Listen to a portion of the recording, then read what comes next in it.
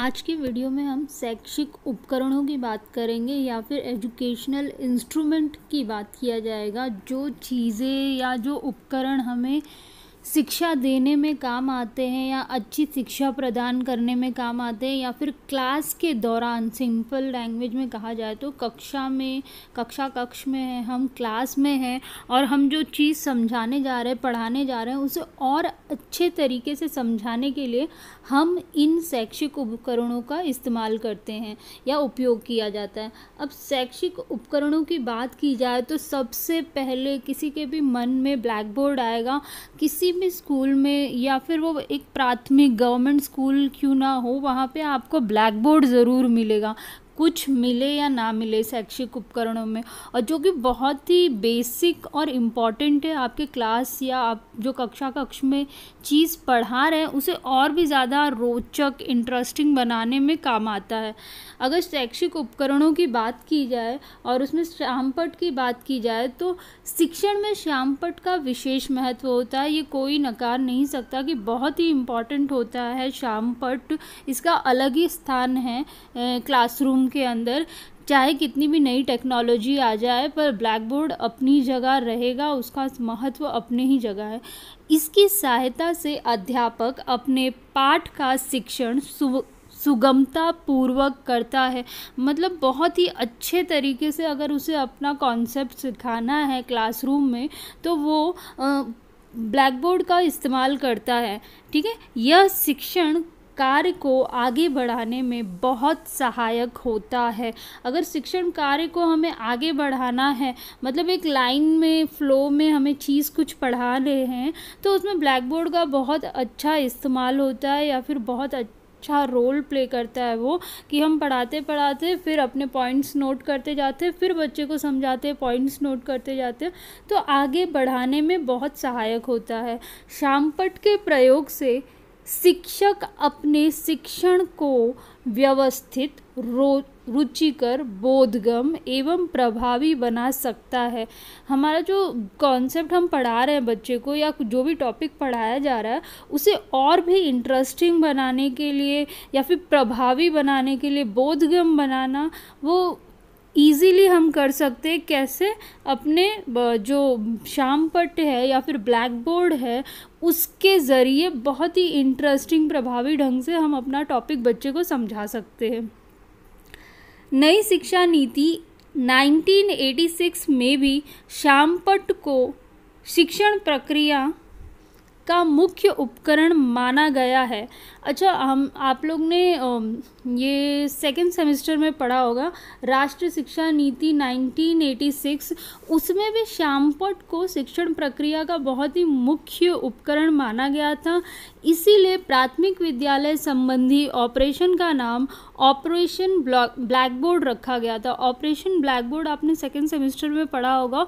और ये operation black board था क्या? उसमें ये जो प्रोग्राम चलाया गया था ऑपरेशन ब्लैक बोर्ड, उसका ऑब्जेक्टिव था या फिर उद्देश्य था सभी प्राथमिक गवर्नमेंट विद्यालय जो है उसमें जो बेसिक चीज़ें हैं या बेसिक उपकरण हैं वो चीज़ें पहुंचाना, या बेसिक चीज़ें जैसे क्लासरूम हो गया, एक बरांडा, एक 2 टीचर, ये सारी चीज़ें, प्लस जो शैक्षिक उपकरण है जैसे कि ब्लैक बोर्ड।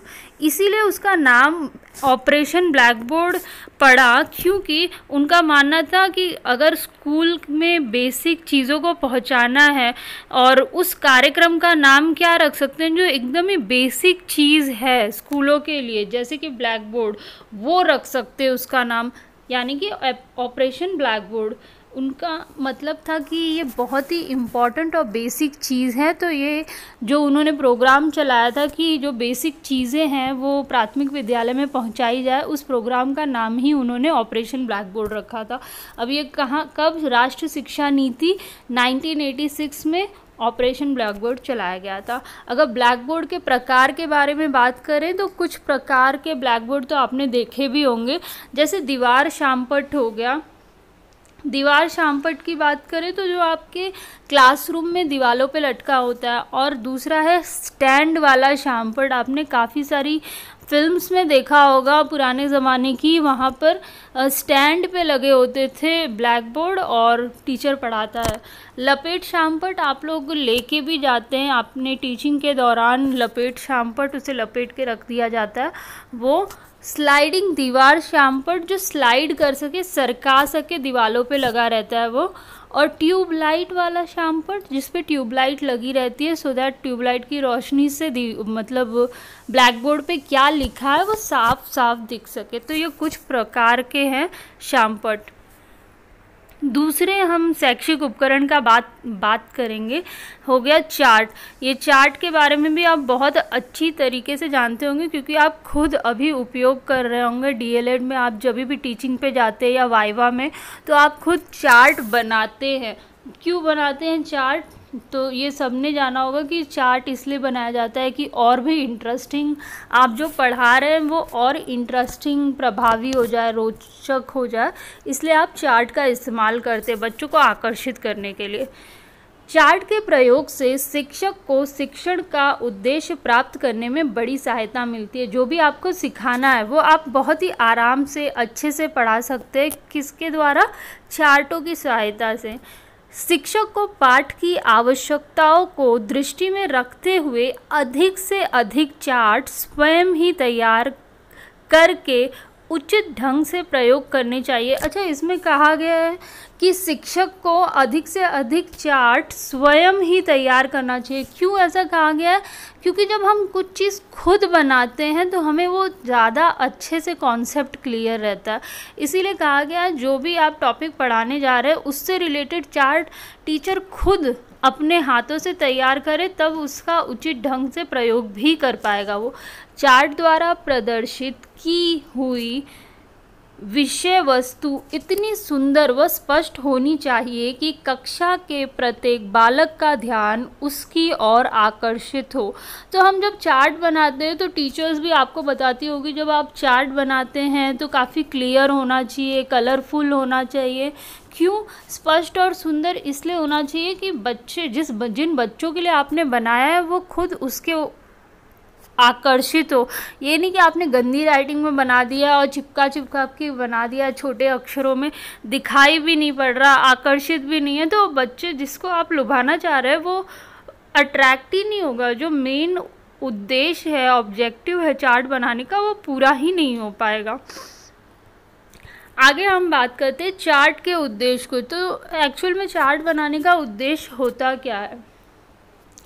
अमूर्त विचारों को दृश्य रूप में प्रस्तुत करना। जो भी हमारे दिमाग में अमूर्त विचार है उनको दृश्यों के रूप में प्रस्तुत करना। हम कभी कभी ऐसी चीज़ें बच्चों को एक्सप्लेन करते हैं जो हमें उन्हें सामने दिखा नहीं पा रहा, तो उन चीज़ों को हम ड्रॉ कर सकते हैं चार्ट पर और उन अमूर्त विचारों को दृश्य के रूप में प्रस्तुत कर सकते हैं, इसलिए हम चार्ट बनाते हैं। नेक्स्ट है छात्रों को अभिप्रेरित करने के लिए या अभिप्रेरित करना चार्टों के माध्यम से, बच्चों को मोटिवेट करना पढ़ाई की तरफ या टॉपिक की तरफ चार्टों के द्वारा। शिक्षण अधिगम प्रक्रिया में निरंतरता बनाए रखने के लिए, शिक्षण अधिगम प्रक्रिया जो है उसमें निरंतरता बनाए रखने के लिए भी हम चार्ट इस्तेमाल करते हैं। जो कंटिन्यूस फ्लो है, आप पढ़ा रहे हो फिर थोड़े पॉइंट नोट कर दो फिर पढ़ाओ, तो वो निरंतरता या कंटिन्यूस प्रोसेस बनाने के लिए भी हम चार्ट बनाते हैं। तथ्यों, अंक, आंकड़ों आदि में संबंध प्रस्तुत करने के लिए हम जो भी तथ्य, अंक या आंकड़े प्रस्तुत करते हैं उसमें रिलेशन दिखाने के लिए, उसमें संबंध बताने के लिए हम चार्ट का इस्तेमाल करते हैं। क्योंकि देखिए अंक, चार्ट, आंकड़े या तथ्य हो गए जो हम बच्चों को बता रहे, तुरंत हम ब्लैक बोर्ड पे ड्रॉ नहीं कर पाएंगे इतनी सारी चीज़ें, तो हम घर से ही उन्हें ड्रॉ करके चार्ट पे लेके आते हैं, तो पढ़ाते समय हमें और इजी हो जाता है।